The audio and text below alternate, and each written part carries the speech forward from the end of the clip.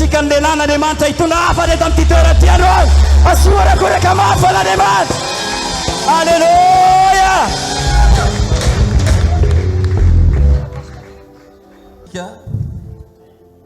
Mangatasa kely amin'ny tompo fa au complet le izy. Raha mba misy asa kely any paster mba ilazao ihany zay miasa be reto. Fiadanan'ny tompo amintsika. Amen. Za faly foana rehefa mahita anao. Zany hoe tena marina zany nareo misy ny antony fifaliako. Dia tsika antony fifaliantsika samitsika. Amen. Alors Rebecca, tsy maheno mihitsy izy. Rebecca, nao nareo mba tia loloha ty miperaka fa any manko tena mandre be any. Raha mbola misy any azo atao ty aloha dia aleo foana teo aloha. Ieny ary. Androany tsika dia iresaka manokana mahakasika ny hoe tsy vita androany zany le resaka oram-bavaka iny. Izy moa teo tamin'ny sabotsy sy zoma. Le hoe reo karazana oram-bavaka. Be ina ny atao amin'ity orty, ina ny atao amin'ity orty sy ny sisa. Atsaka ny tanany zay tsy mba nahinao zay, zay tsy naheno. Ya. Tsy ho vitatsika mihitsy le izy ny tena marina. Fa tsy tratra le izy zany fa vitaitsika latsinainy. Sy talata angamba dia larobia makandray tsy mianatra mivavaka ny fivadikanina fotsiny. Satria manjary raha vao tsy complet le izy dia ohatrany tsy matsiro. Fa alohan'ny ampianarantsika le izy aloha dia tiako ampianarina anao misy natao hoe vavaka. Dia zay tsika sanao mianatra an'le oram-bavaka latsinainy sy talata. Tsy maintsy completentsika zany le karazana ora fito afahantsika sanao mivavaka mianaran'i Jesosy. Fa zao aloha mba te hitaonanao anatina vavaka hoe ameo fanadisposé Andriamanitra fanamieno anao indray amin'ity maraina ty fanamity anao fanamanaiky anao amin'ny lafiny rehetra. Ho antsika zay manaraka amin'ny Facebook dia hinana ny matavy tokoa ianao ary ny matsiro no ataon'ny tompo ao anatin'ny fonao. Amin'ity fidirana faharoa ty tsy dia vazavaza be ohatran'le tamin'ny voalohany fa tena andeha miadana satria reraka be avy n'le vazavaza teo amin'ny firy alina vao natory amin'ny firy maraina marina. Mbola nanofo niady tamin'ny devoly koa nefa nanao délivrance hatramin'ny ray. Tena valaka mihitsy maraina mbola mivazavaza teo ny tompo ary mananainy nareo zany dia koa izy hoe aloha raha andeha miadana antsika satria mandeha miadana koa azahoanao fanambarana. Ie tena tamin'ny alana nanao nofy hafa zay hoe misy tovolahy zany hony nilaza fa hoe ano tsy olona tsy nofy teto Canada mihitsy fa nofy hafa tsy haiko hoe taiza le tanàna. Dia nisy ny teny tamiko fanahy ny teny tamiko hoe mpanjaka ny kongona le ngia io. Mpanjaka ny kongona blouson-ko miantona eo rehefa miantona eo le blouson dia ohatran'ny lena ho azy mando azy le blouson. Dia nalaiko le blouson dia misy andro mipelipelika be anaty paosiny. Dia fanahy mipelipelika le izy zany tsy hita maso le paosy mipelipelika be. Dia nidelivreko dia nisy kongona anankiray kongona mbola tsy fahitako mihitsy fa hafahafa be mivoaka avy tao anatin'le blouson ray. Dia le kongona iny zany sarotra samborina be tena aty rapide be nandre manao kongo fora izy tena fanahy ty io afa tsy mba kongona. Tratra ihany le izy moa zany dia tsy maty hatramin'ny farany fa torona teo tena dia tapaka le nofy. Fa zany fo amin'izay lamosiko iny nangity dia tena ahona raha hoany andresaka zany rano dia nivavahako le rano dia niany nandroko vao vita rehefa nandroa to dia eo amin'ny lamosiny eo ihany ary parti kely ihany fa tsy izy rehetrarehetra savako aminay moa tsy misy fa misavaina ihany sanatria fa tsisy ninona fa tena film hafa mihitsy le izy. Fa manandrana manko ry zalahy fa tsisy olona tsy manandrana koa nge na ianao rabe fa nanandrana. Fa vary ianao amin'izao fotoana izao amin'ny anaran'i Jesosy. Antsoy Andriamanitra, antsoy ny fanahiny ampianatra antsika senao mikasika ny hoe ny vavaka vava amin'ny anaran'i Jesosy. Ampianaro any zava-daliny ny resaka vavaka Andriamanitra. Ampahafantaro ahy le zavatra tena tokony ho fantatro mahakasika ny resaka vavaka Jesosy. Aoka tsy andalo fotsiny ity fotoanandroany ity fa ianarako zavatsoa, azahoako zava-dalina. Misaotra Jesosy amin'ny anaran'i Jesosy. Amen.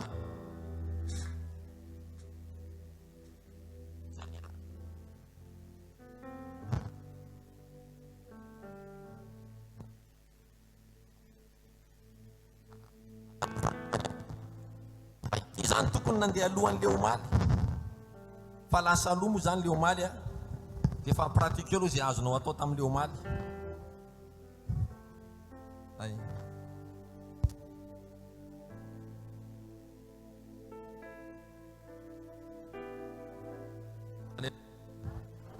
Isa ndao ity tananao any tompo afaka toerana ianao afaka mahazo toerana amizay tsika amin'ny tompo ohatrany louange.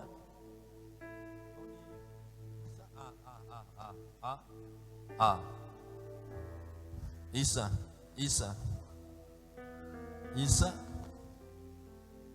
Amen.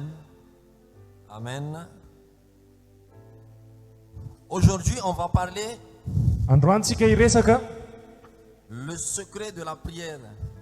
ny tsy ambaratelo ny vavaka. Je vais aller très lentement, andeha miadana be doucement, milanto be comme ça vous pouvez bien suivre. amizay ianao afaka manaraka tsara. Donc l'atmosphère de la première culte et du deuxième culte sera très différente. Zany hoe samy hafa be zany ny atmosfera ny fidirana voaloha teo sy ty fidirana faharoa ty. Mais même si l'atmosphère est différente, fa na samy hafa zany atmosfera, la révélation sera toujours profonde. lalina foana ny fanambarana. Amen. Amen. La plupart d'entre nous prient. Ny sasany amintsika mivavaka. La plupart. Ny akamaroantsika mivavaka. Et aussi avec un cœur sincère. Ary tena mivavaka amin'ny fo madio. Avec un cœur très sincère. Amin'ny fo tena madio. Mais malgré tout cela, on n'obtient pas le résultat qu'on attend de Dieu. Kanefa na dia izany raha tsy mandray an'ilay valim-bavaka endrasantsika tsika. Peut-être que la prière a été très bonne. Mety hoe tena tsara be ilay vavaka. Mais l'heure n'était pas bonne. Fa le ora ny vavahanao tsy araka ny tokony ho izy. Donc la prière n'a pas été conforme à l'esprit de Dieu. Noho izany le vavaka nataonao zany tsy fanaraka tamin'ny fanahin'Andriamanitra. Dieu ne te condamne pas pour cela. Tsy manameloka anao amin'izany Andriamanitra. Mais Dieu t'encourage à enseigner en ce qui concerne la vraie prière. Fa izy ndray mankahery anao hianatra ny tena atao hoe vavaka. Alléluia. Alléluia. C'est pour ça qu'il a choisi 3 parmi les 12. Zay mampatonga anazy safidy telo tao anatin'ireo 12 mpianany. Pierre, Jacques. Petera Et il a mené ces 3 disciples loin des 9. dia noentin'ireo mpianany anankitelo teo nanalavitra n'le 6 ambiny. Et Jésus leur a dit, veillez avec moi et priez pendant 7 heures exactes. Dia ozy Jesosy tamin'ireo hoe miareta tory dia mivavaha miaraka amiko amin'ity ora ty. Il a bien précisé à 7 heures exactes. Nitsindriny tsara mihitsy hoe amin'ity ora tsy diso ty. Donc si Jésus persiste à une heure précise, Noho izany Jesosy matoa nisisika tamin'le ora voatendry. l'heure signifie beaucoup de choses. Midika zavatra maro zany le ora. Et quand Jésus est allé prier, Dia rehefa nandeha nivavaka Jesosy, et quand il est revenu, dia rehefa vers les miverina izy teo amin'le mpianany anankitelo, il a trouvé les disciples endormis. dia hitany fa natorindray ireo mpianany anankitelo ireo. Endormis en pleine heure révélationnelle. Natory ao anatin'ny ora fanambarana. Et Jésus a dit, réveillez-vous Dia hoy Jesosy hoe mifoaza ho anareo pour que vous allez veiller avec moi. mba hiary tory sy hivavaka araka amiko.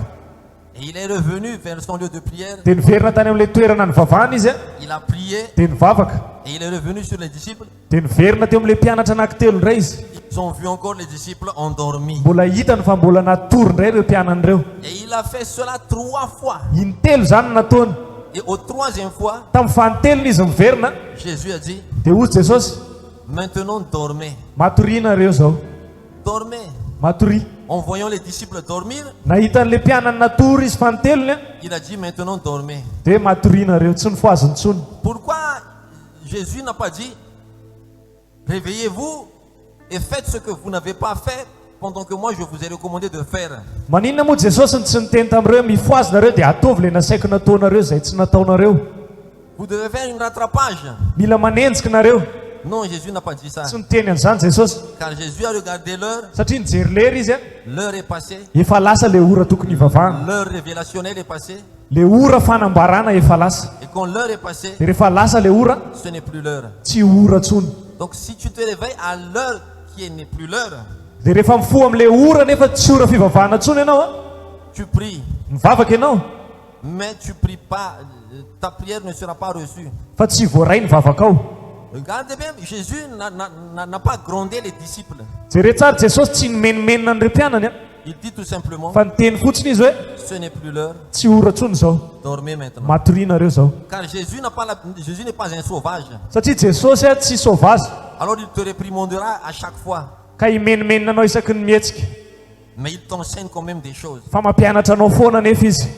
Alors s'il te plaît, Noho izany miangavy anao a, et s'il vous plaît, miangavy anareo a, apprends les choses de l'esprit. mianara ny zavatry ny fanahy. Même si notre Jésus n'est pas sauvage Na dia tsy sauvage ara Jesosyntsika, et qu'il va nous réprimander à chaque faute que nous faisons, dia imenimenina foana izy isaky ny manao zavatra tsy mety tsika. il ne fait pas comme ça. Tsy ohatr'izany ny ataony, Mais nous, on doit changer fa tsika mihitsy ny mila miova, et nous, on doit apprendre. mila mianatra tsika. Amen. Amen. Amen. Amen. Alors par rapport aux heures de prière, Noho izany manoloana an'ireo ora fivavahana ireo a, il y a combien d'heures de prière? misy ora firy moa le ora fivavahana. David répond cela Valiany David zany a, et David a dit, dia hozy David, 7 fois je te loue, impito isan'andro no hiderako anao, ô Seigneur. ry tompoko. 7 fois tous les jours je te loue. Impito isan'andro no hiderako anao, 7 fois. impito, 7 fois. impito. Alléluia. Alléluia. Prépare-moi le psaume 119, 164. Homano ny salamo 119 a 164. Et il ne prie pas à chaque fois qu'il veut prier, Dia tsy mivavaka izy isaky ny te hivavaka, mais il prie quand l'heure de la prière vient. fa mivavaka izy rehefa tonga ny lera tokony hivavahana. Les musulmans comprennent cela par rapport aux chrétiens. Ny silamo dia mahatsapa an'izany kokoa noho ny kristianina. Tu ne verras pas un musulman prier n'importe quelle heure, Tsy mahita silamo ianao mivavaka amin'ny ora izay tiany, mais à une heure précise. fa amina ora anankiray voatendry. Et quand cette heure vienne, Dia rehefa tonga io ora io a, n'importe le son. n'aiza aiza toerana misy azy. J'ai été déjà allé dans un avion Efa nandeha fiaramanidina pour aller à Paris, andeha ho any a Paris, mais vers 3 heures du matin, je n'ai pas regardé l'heure. tsy nijery lera fa tamin'ny telotelo maraina teo a, Quand j'allais à faire pipi rehefa nandeha nivoaka dans le couloir, ao amin'ilay lala tsara, j'ai trouvé 3 musulmans. nahita silamo telo a, Ils ont, namelatra tapi izy a, ils ont prié en s'agenouillant. dia nivavaka sady nandoalika. Et c'est moi qui fais pardon. Dia zany no nifonana angatadalana. Et à chaque ces heures viennent, Dia rehefa tonga ireo ora ireo a, les musulmans disent dia ory ireo silamo ireo hoe Allah. Des tchèques montent tous les musulmans. ohatr'izany. Alors David connaissait bien ces heures-là. Noho izany Davida dia mahalala tsara an'ireo ora ireo, Mais toi et moi, on ne connaît pas ces heures. fa tsika sy ianao mbola tsy dia mahay azy tsara. Donc on prie quand on veut prier. Tsika mivavaka rehefa te hivavaka, Et on prie n'importe quoi. dia mivavaka amina zavatra tsy izy On dikany, prie n'importe comment. dia mivavaka amin'ny fatifatany, Et on prie. dia mivavaka tsika mivavabavaka. Et c'est pour cela que Jésus a dit, Dia izay mahatonga an'i Jesosy ny laza, vous priez mais vous ne recevez pas. mivavaka nareo fa tsy mandray inona, Car vous priez mal. satria nareo tsy mivavaka araka ny tokony ho izy. Mal veut dire que ce n'est pas tes prières qui sont mal. Le hoe tsy araka ny tokony ho izy tsy midika koa hoe ratsy ny mivavaka ataonao, Mais la leçon ici concernant l'heure, donc c'est l'heure qui est mal. fa le lesitsika eto miresaka momba ny ora zany hoe le ora ivavahanao no tsy araky ny tokony ho izy. Hier, le Saint-Esprit nous a révélé qu'à 6 heures du matin jusqu'à 7 heures du matin, c'est la prière de la reconnaissance et du remerciement de la bonne nouvelle. Tamaly a ny fanahy masina nanambara tamintsika fa amin'ny enina ka hatramin'ny fito maraina dia ora ny fisaorana sy ny fanekena sy ny filazantsara. Donc, tu n'es pas obligé de terminer le 1 heure de temps. Noho izany ianao tsy voatery tsy maintsy hivavaka anatin'iny adiny ray iny Si akory. tu as 1 heure de temps, Raha manana adiny ray hivavahana ianao a afaka manao ianao, quel est ton problème? tsy olana mihitsy. Mais si tu n'as pas 1 heure de temps, Fa raha tsy manana an'le adiny ray io au ianao moins a, tu en as 10 à 15 minutes fa raha fahakeliny ianao mba manao 10 na 20 minitra dans ce 1 heure de temps. ao anatin'io adiny ray io. Alors, quand je me suis préparé pour venir ici, Rehefa niomana alohany handeha aty a, j'ai vu que l'heure était déjà 6 heures. dia hitako fa efa amin'ny enina ny andro. Je me réveillais, je faisais mon marinal Nanao marainalina koa a, et je me suis endormi. dia niverina natory.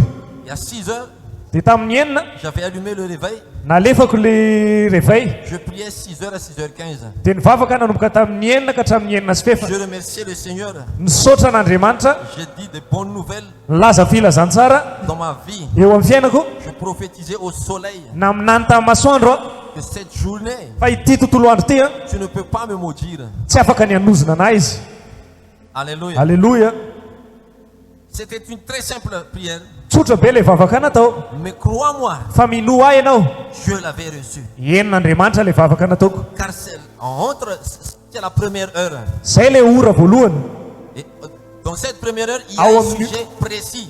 Amin'ny ora voatondro io a, misy Sujet précis. misy antom-bavaka voatokana. Est-ce que quelqu'un m'a compris? Misy mahazo resaka veto, Est-ce que tu commences à apprendre des choses? manomboka mandray zavatra ve ianao, Dites Amen. manaova amena mafy. Donc, on... Zany hoe ao amin'ny Salamo 1964 a,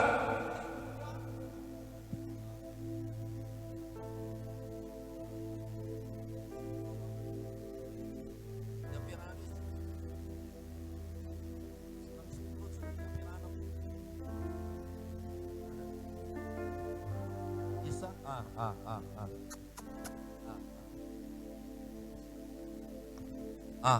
I, O.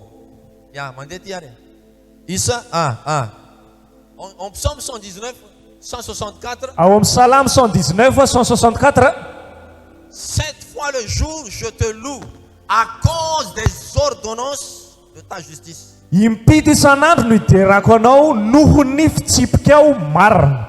Regarde, 7 fois le jour je te loue à cause des ordonnances. Jereo a impito isan'andro no hiderako anao noho ny fitsipikao izay marina. Quand tu vas chez un médecin, Rehefa mandeha any amin'ny dokotera ianao a, tu reçois une ordonnance. dia mahazo ordonnance. Tu dois suivre cette ordonnance. Mila arahanao zany ordonnance zany.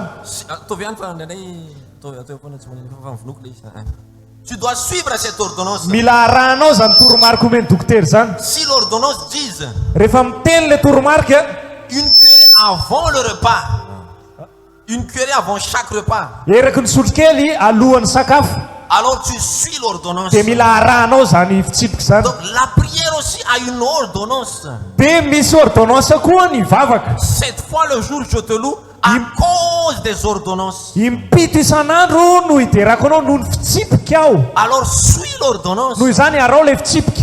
Si tu n'as pas 7 fois par jour, Raha tsy manam-potoana anao an'le impito isan'andro si tu ianao, ne peux pas faire les 7 fois par jour, raha tsy afaka manao an'le impito isan'andro ianao a, au moins fais les 3 fois par jour comme fa raha Daniel. fahakeliny ataovy le intelo isan'andro tahaka ny ataony Daniel. Si tu ne peux pas faire comme David. Rehefa tsy mavita ohatran'le nataony David ianao. Mais si tu n'as pas 3 fois, Raha tsy vitanao le intelo, alors change de foi. miova finoana. En musulman, ou bien en André Msara, ou bien je ne sais pas. Ya. Si tu n'arrives pas à suivre les ordonnances du docteur, Rehefa tsy vitanao manaraka an'le fitsipika nomen'le dokotera en pleine corona, ao anatin'ny corona mihitsy, alors dis à ta famille au revoir. noho izany atao veloma ny fianakavianao. L'ordonnance est là, Efa io le fitsipika, les médicaments sont efa complets. io le fanafody fa feno. Mais toi, tu ne veux pas suivre Fa ianao l'ordonnance. mihitsy no tsy mety hanaraka an'le izy. Dis au revoir à ta famille. Atao veloma ny fianakavianao. Dis à ton voisin, Teneny eo akaikinao hoe si tu ne suis pas l'ordonnance, rehefa tsy manaraka an'le fitsipika ianao a, oublie la réponse à la prière. adinoy ny valim-bavaka. On va applaudir le Seigneur. Ite-tanana ho an'Andriamanitra tsika.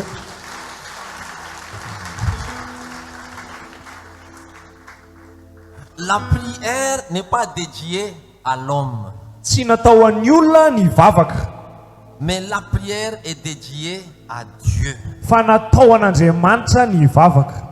Donc, il doit se faire selon la volonté de Dieu. Noho izany tokony atao izy araka ny sitrapon'Andriamanitra, Car il n'est pas dédié à l'homme, satria tsy natao an'ny olona izy, il n'est pas dédié à l'église, tsy natao an'ny fiangonana koa izy, il n'est pas dédié à moi, tsy natao anahy izy, mais il est dédié à Dieu. fa natao an'Andriamanitra. Et s'il est dédié à Dieu, Dia raha natao an'Andriamanitra izy tu dois faire selon la volonté de dia Dieu. mila ataonao araka ny sitrapony.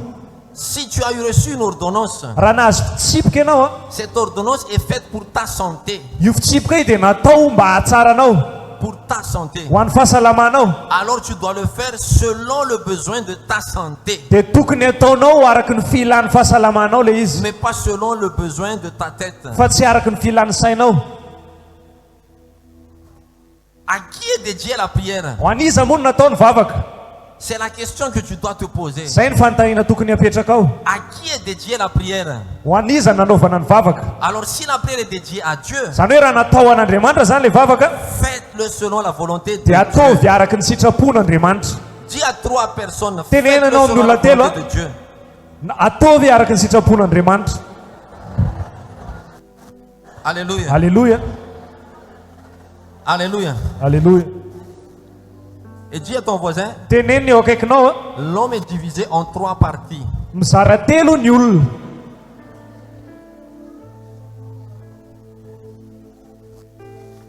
L'homme est divisé en 3 parties. Mizara telo ny olona.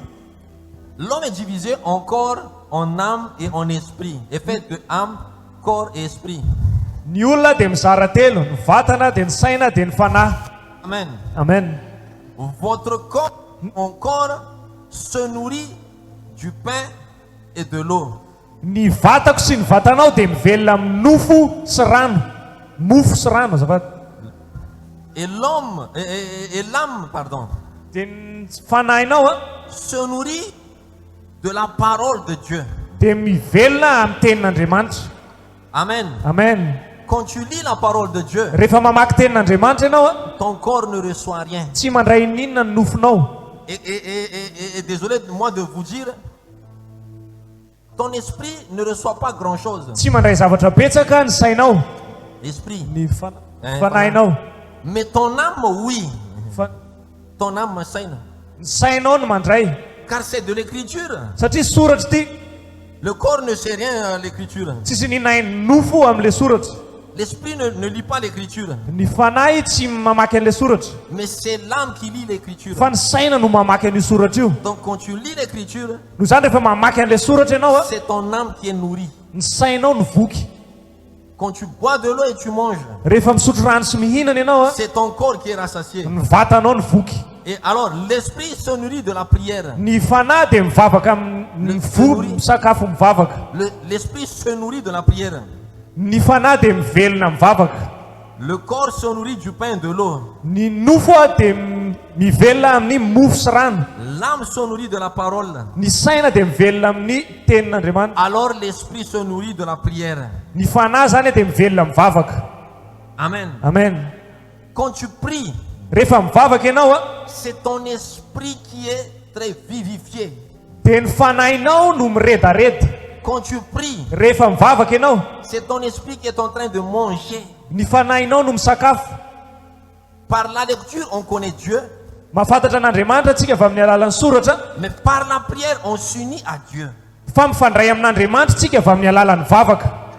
Par la lecture, on connaît Dieu, Avy amin'ny alalan'ny famakiana tena dia mahafantatra an'Andriamanitra tsika, mais par la prière, on s'unit à Dieu. fa mifamatotra sy mifandray amin'Andriamanitra tsika avy amin'ny alalan'ny vavaka. Est-ce que quelqu'un m'a compris? Mahazo resaka ve ianao? Et quand on s'unit à Dieu dans Dia la rehefa prière, mifamatotra amin'Andriamanitra tsika avy amin'ny alalan'ny vavaka, quand on s'unit à Dieu dans la prière, rehefa mifamatotra amin'Andriamanitra tsika ao amin'ny vavaka, on doit connaître sa parole. mila fantatry tsika ny teniny. Et c'est là que l'intelligence entre en action. dia eo vao miditra ny faharangitan-tsaina Car c'est l'âme qui nourrit de la parole. satria ny saina dia mivelona amin'ny teny L'esprit se nourrit de la prière. dia ny fanahy dia mivelona mivavaka Quand on se communie avec Dieu par la prière, dia rehefa mifandray amin'andriamanitra avy amin'ny alala mivavaka on doit connaître sa parole. dia mila haintsika ny teniny C'est pour ça que la Bible déclare: zay mahatonga ny baiboly manambara si vous unissez en moi, cela veut dire si vous priez, si vous unissez en moi. rehefa mifandray amiko ianao dia midika zany hoe rehefa mivavaka ianao Quand tu s'unisses à Dieu, c'est ton esprit qui s'unisse à Dieu. rehefa mifandray amin'andriamanitra ianao dia ny fanahin'andriamanitra fanahinao no mifandray amin'andriamanitra Si vous unissez en moi rehefa mifandray amiko ianao a et que mes paroles demeurent en vous, dia rehefa mitoetra ao anatinareo ny teniko raha miray amiko ianareo vavaka zay ka mitoetra ao anatinareo ny teniko manana tenin'Andriamanitra ny sainao. amen Alléluia. Fa tsy hoe mivavaka njonjona fotsiny ny saina tsisy tenin'Andriamanitra. Il y a une ordonnance pour la prière. misy fitsipika tokony arahana mivavaka ataonao Suis cette ordonnance arao zay fitsipika zay et tu verras le résultat. dia ho hitanao ny vokany Bazina vavaka zany ampianarako anao zany. Ce n'est pas une leçon de terminale spirituelle. tsy resaka tsy lesona ny terminal ara-panahy zany resaka zany C'est une leçon de bébé spirituel. fa lesona amin'ny zaza ara-panahy Donc, apprends quand même. noho izany enary foana le izy Car c'est bien que tu as une bonne fondement. satria tsara ianao raha manana fototra mafy Est-ce que tu es encore avec moi? mbola manaraka ve ianao Est-ce que tu es encore avec moi? mbola manaraka ve ho hainao Alléluia. alleluia Alléluia. alleluia Alors tu dois comprendre que la prière n'est pas un passe-temps. noho izany mila tsapanao fa tsy fandaniam-potoana ny vavaka La prière n'est pas un corvée. tsy raharaha ny mivavaka tsy vesatra La prière n'est pas une récitation. tsy anjery ny vavaka Ou bien, les enfants, allez prier. Oh, prier. C'est une corvée cela pour eux. tsy hoe akory hoe rekizy andana mivavaka hivavaka indray ve lasa vesatra ho any zareo le izy Considère cela comme une corvée.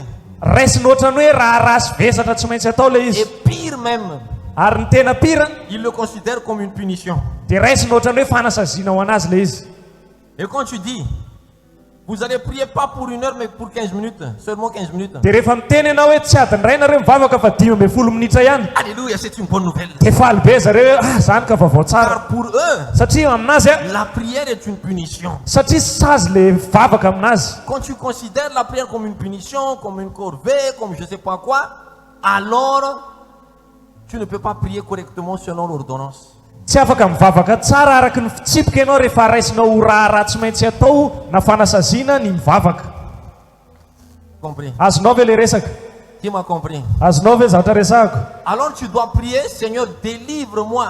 noho izany mila mivavaka ianao hoe tompo afao a Délivre-moi de cette mentalité afao amin'izany toetsainy zany a que la prière est une corvée. fa hoe ny vavaka dia La fanasazina prière est ceci, et la prière est une punition, la prière est macasse, la prière est macarou. hoe ny vavaka dia makatsy ny makaroa Mais si tu veux vraiment que tu sois un homme d'impact, rehefa te ho tonga olo ny fanekena marina ianao a un homme d'impact, olona fiantraikana. olo ny fiatraika marina ianao a Si tu veux vraiment que tu sois un homme spirituel, rehefa tena tianao marina ianao ho tonga olona ara-panahy on te voit dans le corps, hita amin'ny vatana ianao mais réellement tu es un homme spirituel. fa ny tena izy ianao dia olona ara-panahy Quand tu es un homme spirituel, rehefa olona ara-panahy ianao a si tu veux devenir vraiment un homme spirituel, rehefa te ho tonga olona ara-panahy marina ianao sur le plan physique, on te voit charnellement. hita foana ianao eo amin'ny ara-batana hoe ino fa Mais sur le plan spirituel, fa rehefa mitontolo ara-panahy les sorciers et les marabouts te connaissent que tu es un esprit. fa mipamosavy sy mipisikity dia mahafantatra fa fanahy ianao Tu es un esprit. fanahy ianao Tu es un esprit. fanahy ianao Alléluia. alleluia Donc si tu veux vraiment que tu sois un homme de prière, un homme d'impact, un homme d'influence spirituelle, noho izany raha tena tianao ianao ho lasa olo ny vavaka sy olo ny fiatraika ao amin'ny ara-panahy alors il faut que tu deviennes un homme de prière d'abord. mila tonga olo ny vavaka aloha ianao Car c'est avec ton esprit que tu peux te communiquer avec Dieu par l'intermédiaire de la prière. satria ny fanahinao no afaka mifandray amin'andriamanitra avy amin'ny alalan'ny vavaka. Donc tu dois être d'abord un homme et une femme de prière. Zany hoe mila olona mivavaka aloha ianao. Discipline-toi dans la prière. Mameza ianao tena ao anatin'ny vavaka. On va applaudir le Seigneur. Te-tananao an'andriamanitra tsika. Alléluia.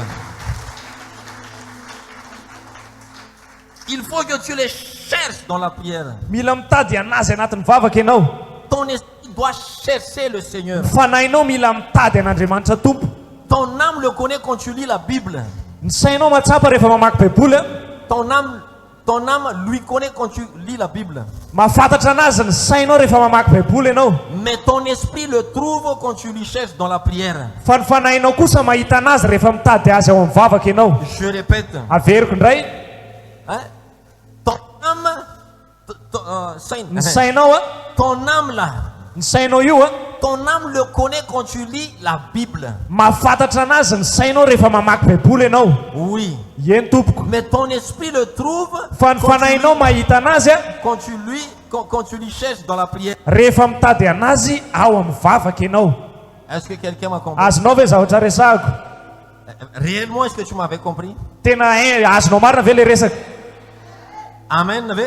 Amen. Répète à ton voisin. Teneny eo akaikinao hoe Ton âme le connaît quand tu lis la Bible. ny sainao mahafantatra an'andriamanitra rehefa mamaky baiboly ianao. Et par exemple, Ohatra, oui. Tu le connais quand tu lis la Bible. mahafantatra anazy ianao rehefa mamaky baiboly.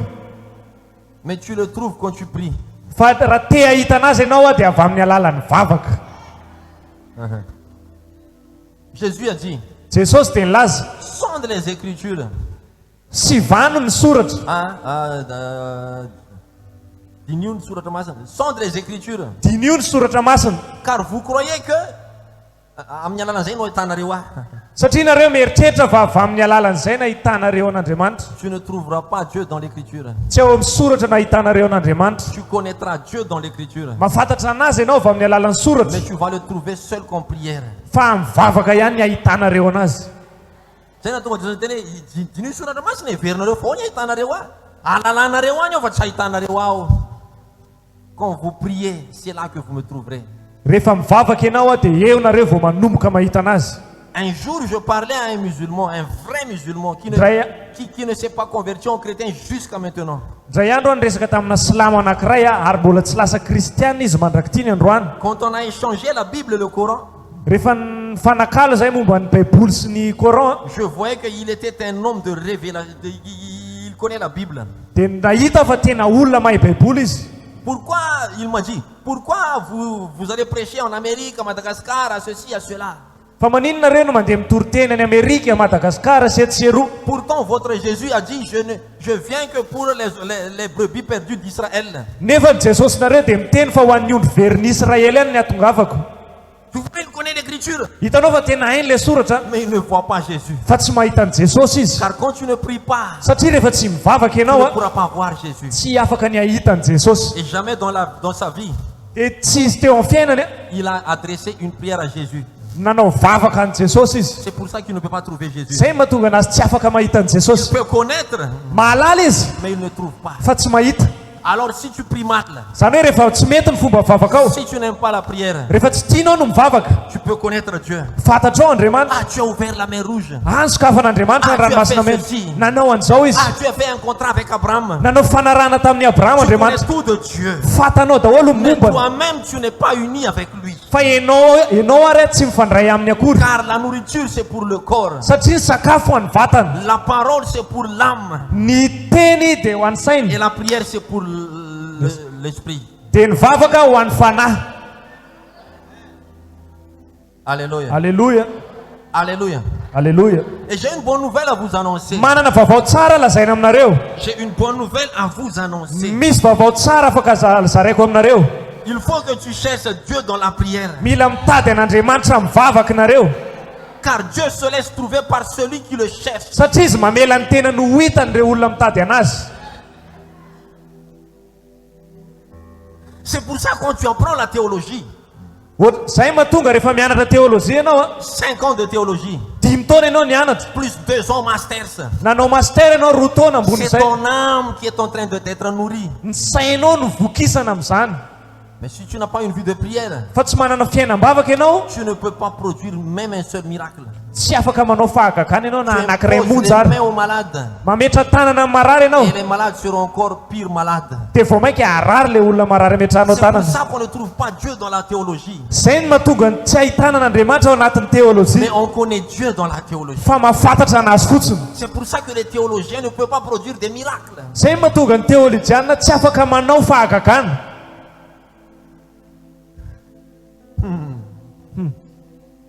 On va s'arrêter là. ajanona ve le izy On va, vous n'êtes pas d'accord qu'on va s'arrêter là. nareo tsy manaiky hoe ho ajanona le izy Mais on va demander au Facebook. fa ho antanitsika ireo mpanaraka ao Facebook Ajanona ve izy mpanaraka. Miankina amin'ny commentaire andreo zany.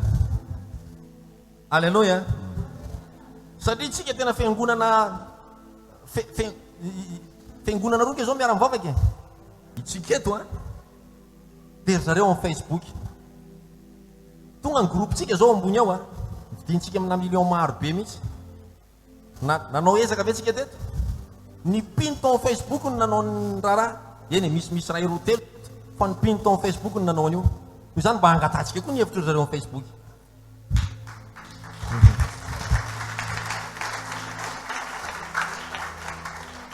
Alléluia. Alléluia.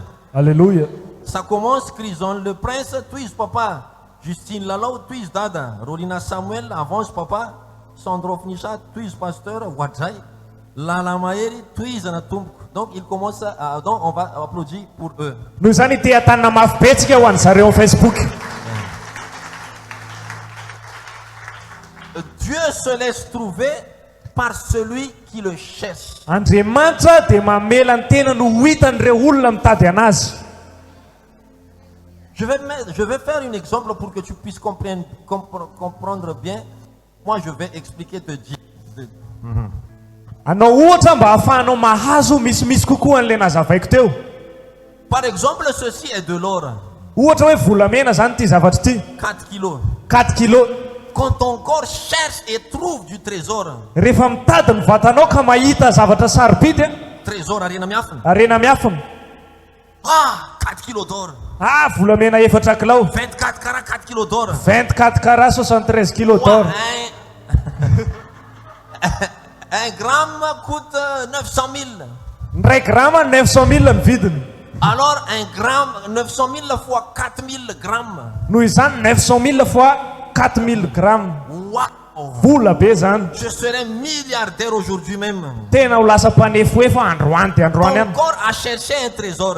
ny tady arena miafina ny vatanao Et tu as trouvé un trésor. dia nahita ianao Regarde ce que ce trésor peut faire à ton corps. jereny zavatra vitany io arena miafina io amin'ny vatanao Car c'est ton corps que tu as cherché, le trésor. Pas ton satria corps. avy amin'ny alalan'ny vatanao no nitetavanao le arena miafina Ce trésor-là zany hoe ty arena miafina ty peut te mettre dans un Range Rover. dia afaka mametraka anao anatina fiara raitra Ce be trésor-là ty arena miafina a ty pu faire quelque chose à ton corps. afaka nanao zavatra amin'ny vatanao Ce trésor-là, ty arena miafina ty a tu avais eu mocassin avec ce trésor. afaka manome kiraro anao Avec ce trésor, miaraka amin'ity arena ty a tu as pu aller à Calypso manger des plats de millions d'ariary. afaka mihinana sakafo lafo dia lafo ianao Car ton corps a trouvé un trésor. satria nahita arena miafina ny Alors ton vatanao corps est récompensé par le trésor. dia valiny le farena miafina ny Mais si tedaviny le ton vatanao esprit trouve le Seigneur, fa raha ny fanahyko kosa ny mahita ny et jesosy que ton esprit trouve l'esprit du Seigneur, dia rehefa ny fanahinao mahita ny fanahin'i jesosy qu'est-ce que cet esprit du Seigneur peut faire à ton esprit? inona ny vitany fanahin'i jesosy amin'ny fanahinao Si ton esprit n'est que 2 volts, si ton esprit n'est que 2 volts, raha 2 volta fotsiny ny fanahinao et l'esprit de Dieu est 4000 volts, dia ny fanahin'andriamanitra 4000 volt tu nies le 4000 au 4000 volts. mifandray amin'le 4000 volt ianao Maintenant, un démon va te toucher. dia nisy fanahy maloto amin'izay hikasika Au moment anao où il va te toucher, dia rehefa hikasika anao izy a il va être expliqué à 20 mètres. dia homainko reo izy dia hipitiky Car pourquoi? Car pourquoi? satria aminao a Pourquoi? satria nahoana Pourquoi?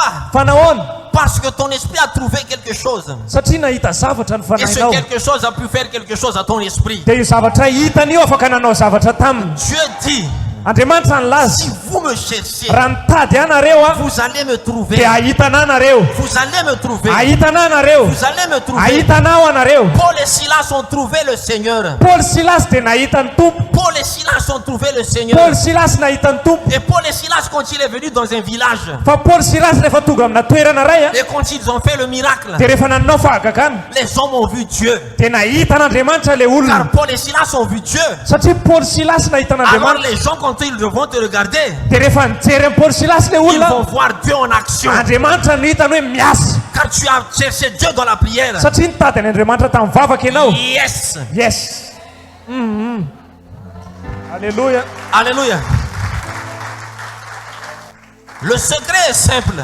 Tsy ambaratelo dia tsotra, La révélation est simple. ny fanambarana dia tsotra. Ne compliquons pas les choses. Azaka sarotina le izy. Tu veux trouver Dieu. Raha te hitady an'Andriamanitra ianao Cherche-le dans la prière. te davo avy amin'ny alalan'ny vavaka Si izy. tu veux connaître Dieu, Raha te halala an'Andriamanitra connais-le dans son écriture. fantaro amin'ny sorotrany izy. Si tu veux être fou, Pessanandro, Raha te ho voky ny kibonao a ne quitte pas la cuisine. dana maketsy ny belambo. Alléluia. Alléluia. Alléluia. Que Dieu te bénisse. Tahanao Andriamanitra.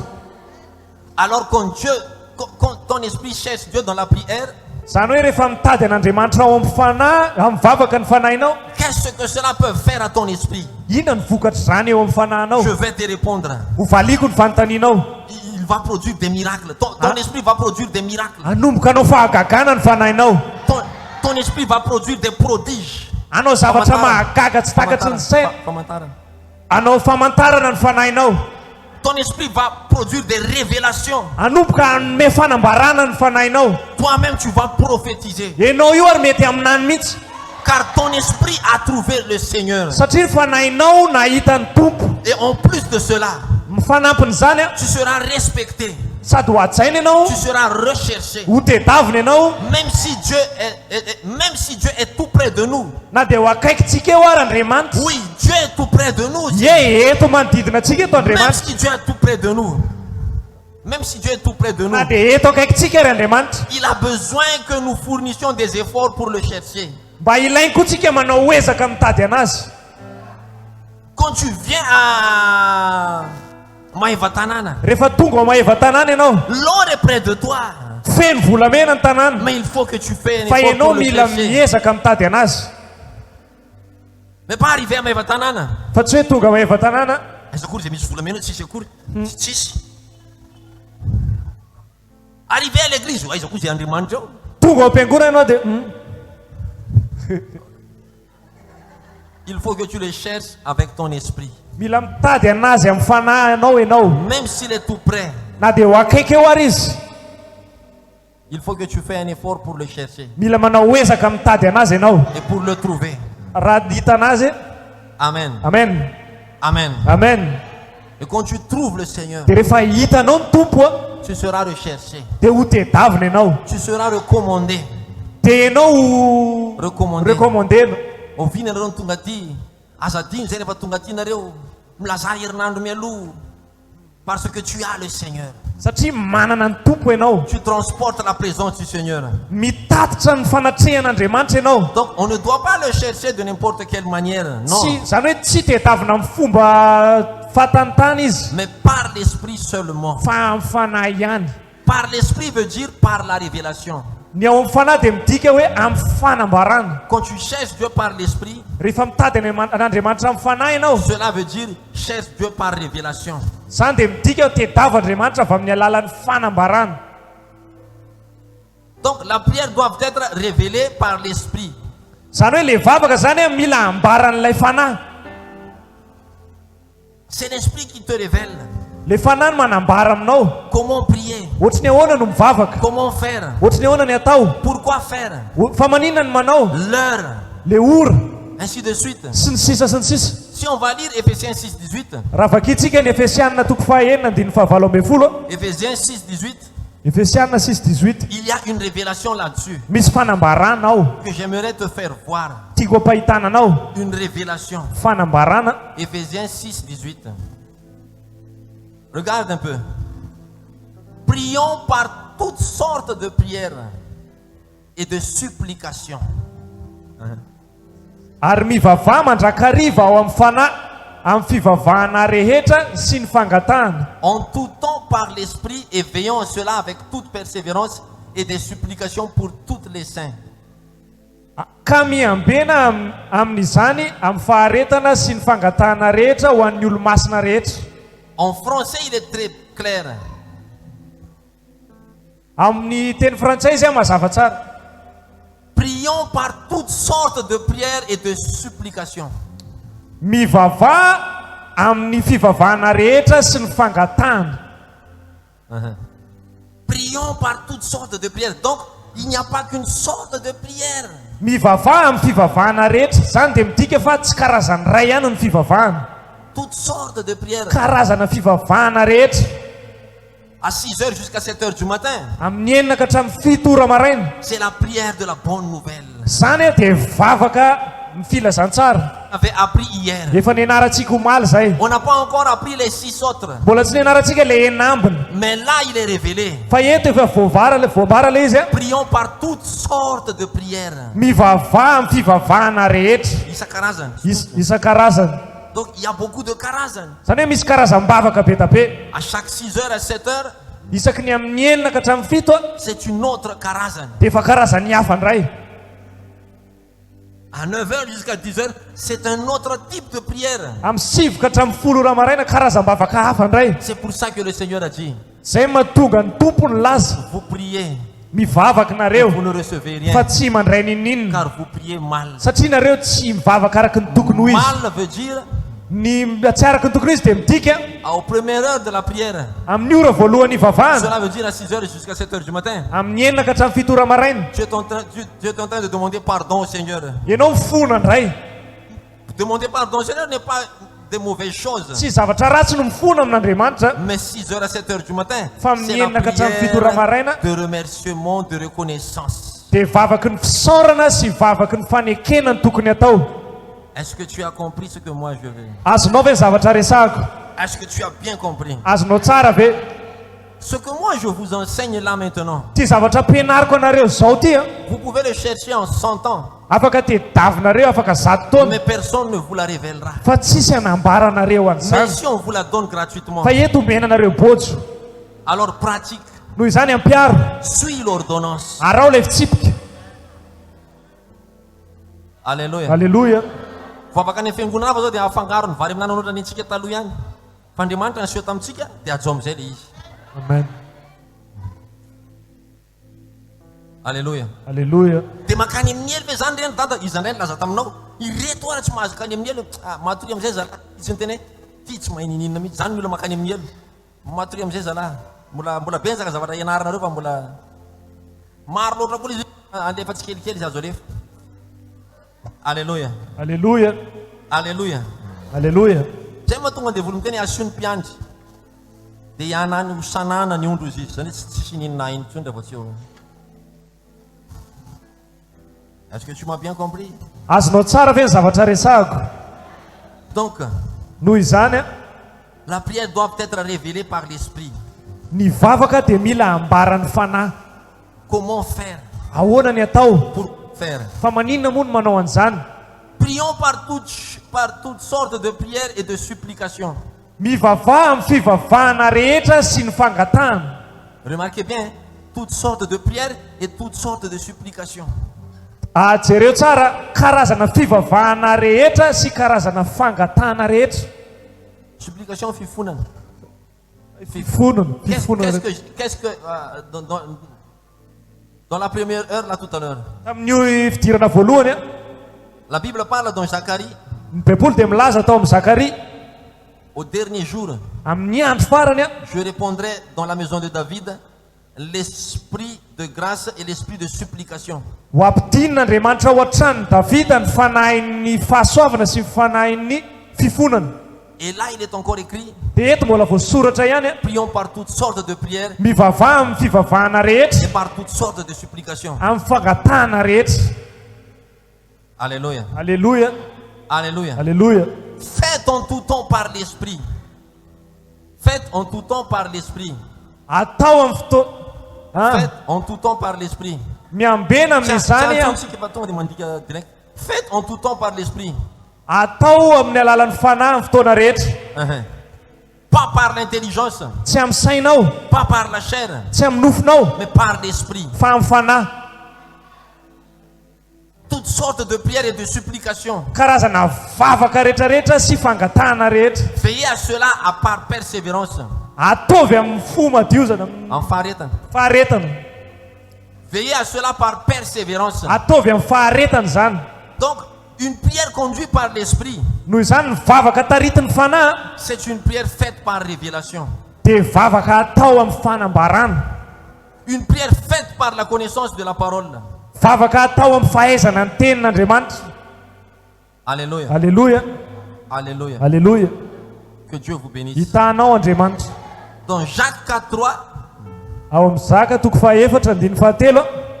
Jacob, Jakoba. dans Jacques 4:3, oui, chapitre 4, verset 3. Amen. Otsara venareo? Nareo mpanaraka andresahako. Alléluia. Voici ce qui est écrit en Jacques 4:3. Sao ny voasoratra amin'ny Jakoba toko fahaefatra andiny fahatelo. Mets-le en français s'il vous plaît.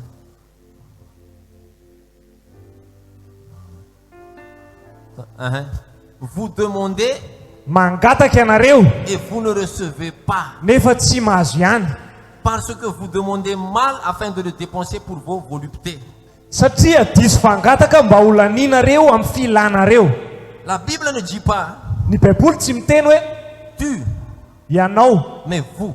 fa ianareo. Vous veut dire Ianareo dia midika vous. ianareo. Tu veux dire Ianao dia midika toi. ianao. Mais vous veut dire Fa ianareo dia midika hoe toute l'église. ny fiangonana rehetra. Donc je mets à ma version alors. Ataoko araka ny fahaizako azy Toute l'église demande ny fiangonana rehetra dia mangataka et toute l'église ne reçoit pas. nefa tsy mahazo ihany. Parce que toute l'église demande mal. Satria fiangonana rehetra dia diso fangataka. Afin de le dépenser pour vos voluptés. Mba ho laniany fiangonana rehetra amin'ny filany. C'est grave, hein? Tena Il ne parle pas de tu, tsy miresaka izy hoe ianao, mais il parle de vous. fa ozy izy hoe ianareo. Troisième personne du pluriel. Alléluia. Alléluia. Vous, Ianareo, vous. ianareo. La prière faite par la révélation, Ny vavaka atao amin'ny fanambarana, cela veut dire la prière faite par l'esprit. zany dia midika hoe vavaka natao ny fanahy. La prière faite par les révélations est d'abord une prière qu'on adresse à Dieu. Ny vavaka atao amin'ny fanambarana dia fivavahana atao an'Andriamanitra. C'est très important, hein? Tena important be zay. Écris cela. Soraty zany. La prière faite par les révélations Ny vavaka atao amin'ny fanambarana est d'abord une prière qu'on adresse à Dieu. dia vavaka atao an'Andriamanitra. Donc une prière qui n'est pas faite selon la révélation, Zany hoe rehefa vavaka zany tsy natao tamin'ny fanambarana c'est une prière faite à l'homme. dia vavaka nataony hoan'ny olona. Mais une prière faite par révélation Fa ny vavaka natao avy amin'ny fanambarana est d'abord une prière qu'on adresse à Dieu, dia vavaka atao an'Andriamanitra, mais pas à l'homme. fa tsy ho an'olona. Alors cherche d'abord l'intérêt de Dieu. Noho izany tedavo aloha ny intérêt an'Andriamanitra. Cherche d'abord l'intérêt de Dieu. Tedavo aloha ny tombontsoa an'Andriamanitra. Cherche d'abord l'intérêt de Dieu. Tedavo ny tombontsoa an'Andriamanitra aloha. Cherche d'abord l'intérêt du royaume. Tedavo aloha ny tombontsoan'ny fanjakana. Donc quand tu entres en prière, Noho izany rehefa miditra amin'ny vavaka ianao, prie pour le royaume. mivavao amin'ny fanjakana, Prie pour la faveur de Dieu. mivavao amin'ny famindrapon'Andriamanitra, Prie pour l'intérêt de Dieu. mivavao amin'ny tombontsoa an'Andriamanitra. Car c'est ainsi qu'on voit que tu pries par la révélation. Satria zay ny ahitana fa mivavaka ao amin'ny fanambarana ianao. Alléluia. Alléluia. Alléluia. Alléluia. Que Dieu te bénisse. Hitanao Andriamanitra. Que Dieu te bénisse. Hitanao Andriamanitra. Quand Jésus est venu devant le sépulcre de Lazare, le sépulcre de Lazare, Rehefa tonga teo amin'ny fasan'ny Lazara Jesosy. alléluia, Alléluia. Jésus avait pleuré. Dia nitomany Jesosy. Et Jésus a dit à Dieu, dia ozy jesosy tamin'andriamanitra, Jésus dit à Dieu, ozy izy hoe je sais que tu m'écoutes toujours, raha ny ahy aloha dia fantako fa miaino ahy ianao, mais je ne prie pas pour moi, fa tsy mivavaka ho an'ny tenako a ni pour Lazare. na ho an'ny lazara izay maty, Mais premièrement, je prie pour ces gens qui sont autour de nous. fa voalohany indrindra dia mivavaka ho an'ireo olona rehetra manodidina anareo za, Pour que tu puisses toucher leur cœur. mba hatsapanao ny fony izy ireo, Afin qu'ils croient que moi je suis ton serviteur. mba ahafahany mahatsapa fa mpanomponao marina, Et que toi tu m'as envoyé. fa ianao marina ny naniraka. Alors la finalité de la prière pour qu'ils puissent te croire. Noho izany ny faran'le vavaka mba ahafahany le olona mino an'Andriamanitra. Regarde, quand il est venu devant le sépulcre de Lazare, Jereo rehefa tonga teo amin'ny lohan'ny fasan'ny Lazara izy a, il n'a pas dit tsy ozy izy hoe Lazare, Lazara, Superman t'appelle. miantso anao i Superman. Ça, c'est une prière qui s'adresse à toi. Vavaka natao anao zany ho an'ny olona. Et que quand Lazare sort, Dia rehefa nivoaka Lazara, les gens vont me faire, ouais, c'est notre héros, c'est notre super-héros, c'est notre idole. dia ho dokatokafana sorakorahan'ny olona ianao. Mais Jésus a dit, Fa ozy Jesosy, quand Lazare va sortir, rehefa hivoaka eo Lazara, pour qu'il reconnaisse que tu es un Dieu. mba hafantarany fa tena Andriamanitra marina ianao, Chaque chose qu'il fait, ny zavatra rehetra ataony a c'est d'abord pour le royaume. dia ho an'ny fanjakana aloha. Avant, Tao aloha, quand j'entends quelqu'un me dire, rehefa naheno aho misy olona miteny amiko hoe oh, prie pour moi, pasteur. mivavao anahy pastera, Mais si cette chose va réussir, ka rehefa tena mahomby io zavatra io, je te donnerai 500 millions. omeko vola be ianao. Et moi, je vais prier. Oh Seigneur Jésus, oh Seigneur, ou vite en tout ça, vite en ça, de sauce malala, Mais maintenant, Fa zao a, j'ai grandi, efa nilehibe a, j'ai mûri. efa nimatotra. Il y avait 2 personnes cette semaine même. Nisy olona roa tamin'ity herinandro ity zao a, Prie pour moi, pasteur. mivavao anahy pastera.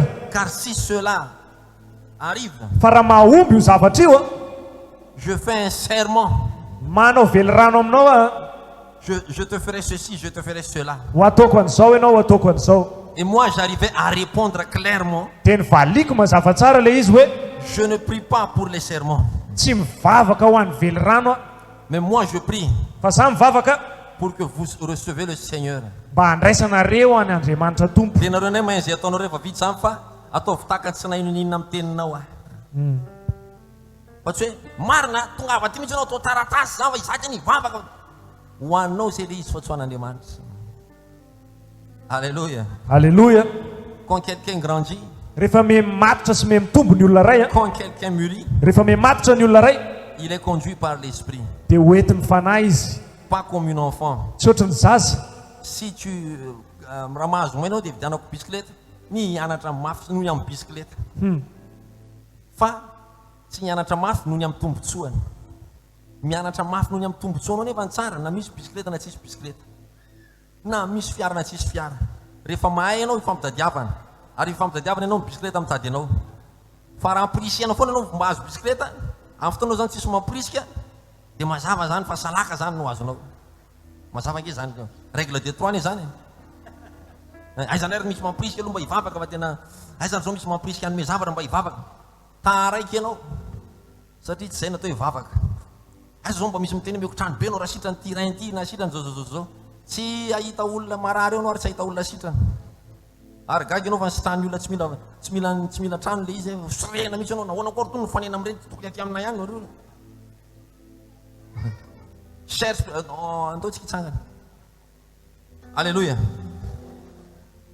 Alléluia. Alléluia.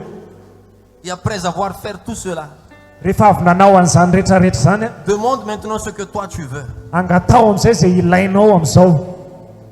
Après avoir fait tout cela, Rehefa vitanao zany sitrapon'Andriamanitra, tu as suivi les ordonnances, narahanao le fitsipika, tu as mis en premier le royaume de Dieu, nataonao lolaharana ny fanjakan'Andriamanitra, tu as fait ceci et tu as fait cela pour Dieu. nataonao daholo ny zavatra rehetra ho an'Andriamanitra. Alléluia. Alléluia.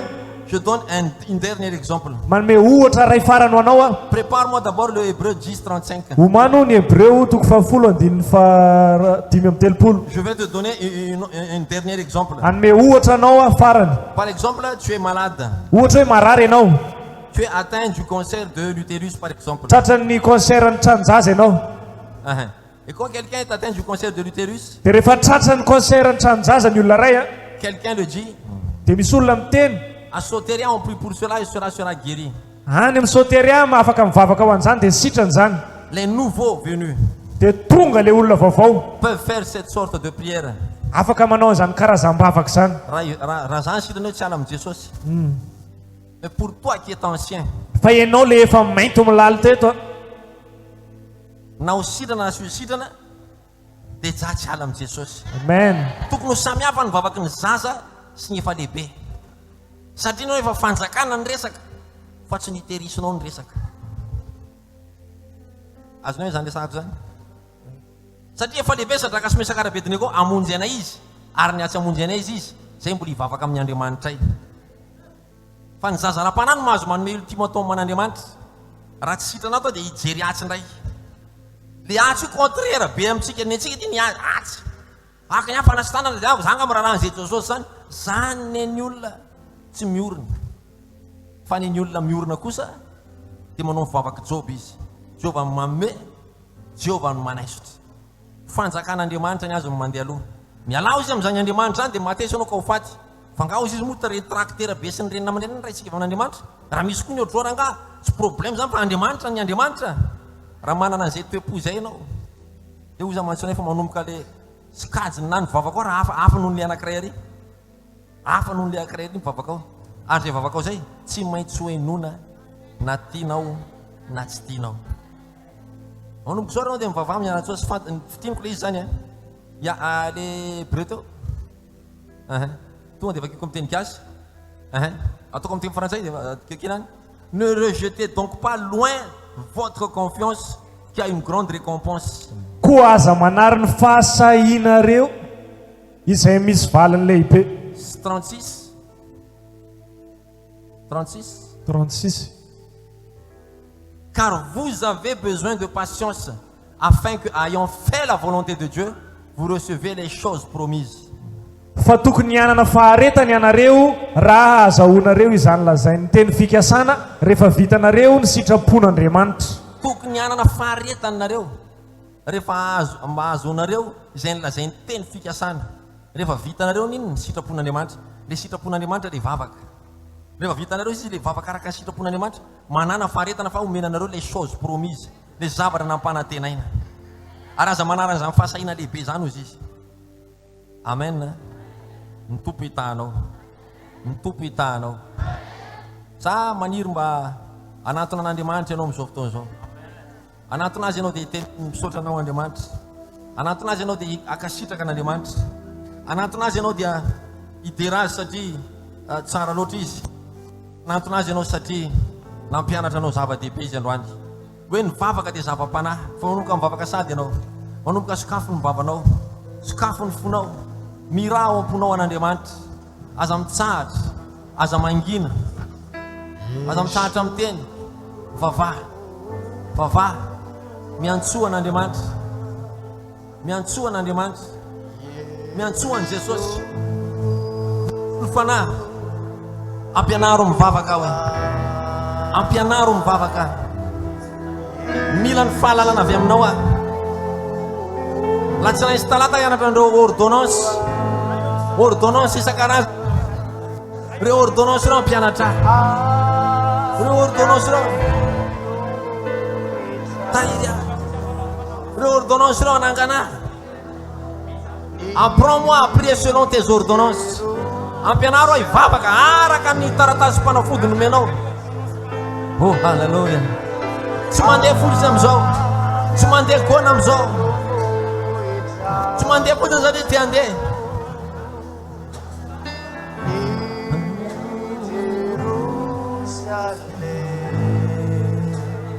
Miantsoa an'Andriamanitra. Tena kobano ny saiko. Kobano mihitsy ny fanahiko. Fa be dia be ny zavatra mbola tsy haiko. Be dia be ny zavatra mbola tsy fantatro. be dia be ny zavatra mbola mila ianarako, be dia be ny zavatra mila ianarako tompo. Aza ataonao fahotako na hotsiniko na mbola tsy mahay mivavaka, satria mbola tsy voazara daholo le ora babaka rehetra, mbola tsy fantatra reo rambavaka. Fa androany atompo malala amin'ny anaranao Jesosy tompo, ampianaro, ampianaro, ampianaro amin'ny anaran Jesosy, amin'ny anaran Jesosy. Vonona hianatra ny lehilahy tsy nahisy talata ianao reo orambavaka, ho anao zay tena tsy afaka, tena saziony tena anao hijery Facebook, hoe tena tsy maintsy hokaroako ato ty amin'ny le cyber resaka eketsy, dia miditra anao amin'ilay dadarijara ny andianina, dia tonga dia io teny io hitanao, miditra amin'ny Facebook anao dia dadarijara ny andianina, ao io. Alleluia. Fiadanan'ny tompo amintsika rehetra, ndao hoe te-tanana mahafan'ny tompontsika, afaka mahazo toerana ianao eo amin'ny fanatrehan'Andriamanitra. Alleluia. Izy mivokony matavy teo amin'ny tranon'Andriamanitra, vokony matavy ianao rapitso amin'ny enina amin'ny fotoanantsika ao amin'ny Facebook amin'ireo orambavaka, ary koa talata amin'ny enina, dia larobia moa zany tsisy maraintsika fa tonga dia amin'ny 12 dia ohatr'izay koa ny lakamisy amin'ny enina, dia ohatr'izay hatrany fiadanan'ny tompo amintsika rehetra. Alleluia. Mandray olona za rehefa avy eo na problème na inona, fa eo amin'ny 5 eo ihany satria tena reraka io ary andeha atory. Raiso ny filazana amin'ny herinandro antsika sy anao miara misakafo, amin'ny herinandro antsika sy anao miara mieto amin'ity toerana ity, afaka mitondra sakafo tianao fa misy sakafo iombona